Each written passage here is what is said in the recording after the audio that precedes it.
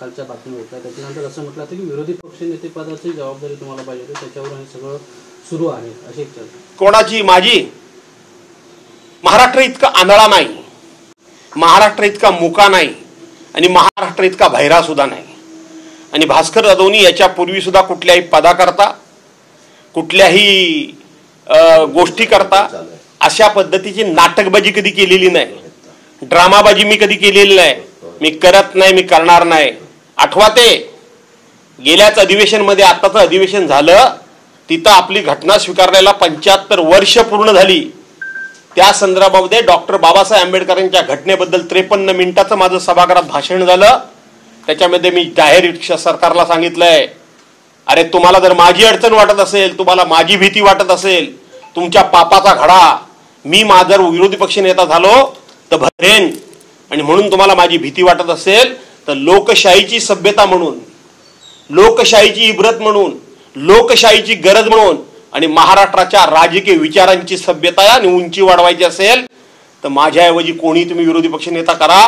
एका सेकंदात मी माझं पत्र मागे घेतो आणि तुम्ही म्हणाल त्याचं मी पत्र देतो. कोणाला विरोधी पक्ष नेत्याबद्दल नाराजी असण्याचं कारण आहे? मला कोणाची तुलना कोणाबरोबर करताय? अरे माझ्या संपूर्ण राजकीय जीवनामध्ये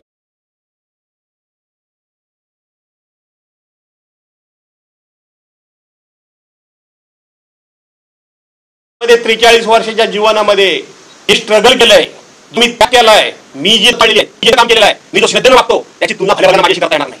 एखाद्या गोष्टीत एखादा आपला मोठेपणा सांगेल, 1000 गोष्टी सांगेन, कोणकोणत्या वेळी कोणकोणत्या गोष्टी मी स्ट्रगल केल्या आहेत, कोणकोणत्या गोष्टी मी गिळल्या आहेत, कोणकोणत्या वेळेला समजूतदारपणा घेतलाय. कोणाला सांगता विरोधी पक्ष नेत्याची लालसा? मला विरोधी पक्ष नेतेपद हे मला माझ्या स्वार्थाकरता नको होतं.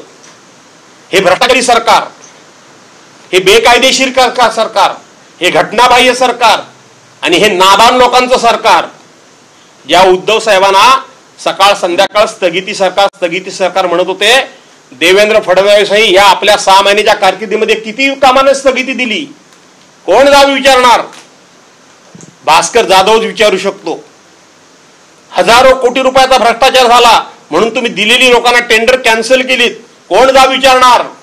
त्याच्या पुढचा आज मी आरोप करतो, हजारो कोटी रुपयाची टेंडर देऊन त्याच्या टक्केवारी वसूल झालेल्या आहेत आणि आज ती टेंडर कॅन्सल, एकमेकाच्या राजकीय साठेमारीपूर्वी टेंडर कॅन्सल झाली आहेत. ज्यांनी टक्केवारी ऍडव्हान्स मध्ये दिलेली आहेत ते आता नेत्यांच्या घरासमोर उभे राहायला लागलेत, आमचे परत द्या.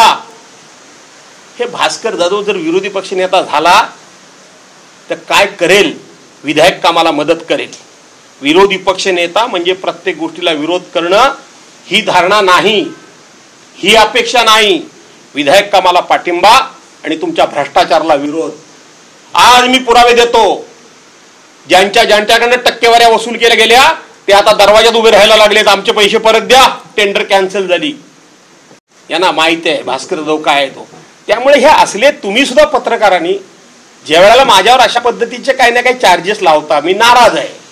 मला विरोधी पक्ष नेतेपद मिळालं नाही, काय मोठं आयुष्यात आहे माझ्या आणखीन? कोणाला परवा ह्या गोष्टीची? कोणाला लालसा आहे? मला ना पैशाचा मोह, मला ना पदाची लालसा. माझ्यासारखा निष्पृह माणूस, मी स्वतःला मोठेपणा घेत नाही, पण मला वाटतं माझ्यासारखा निष्पृह माणूस सध्याच्या राजकारणामध्ये शोधून सापडणार नाही. मी हे बोलत नाही, मी हे सांगत नाही, मी ऐकून घेतो. त्याचा अर्थ कुणीही काही माझ्यावर बोलावं हे कदापि शक्य होणार नाही, निसहन होणार नाही.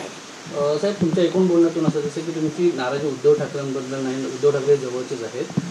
पक्षांतर्गत काही नेत्यांकडून तुम्हाला टार्गेट केलं जातं असं वाटतंय का? कुठला नेता मला टार्गेट करेल? पक्षांतर्गत नेता कुठला टार्गेट करेल मला? का टार्गेट करेल? कशा करता करेल? प्रत्येकाचं कार्यक्षेत्र ठरलेलं आहे,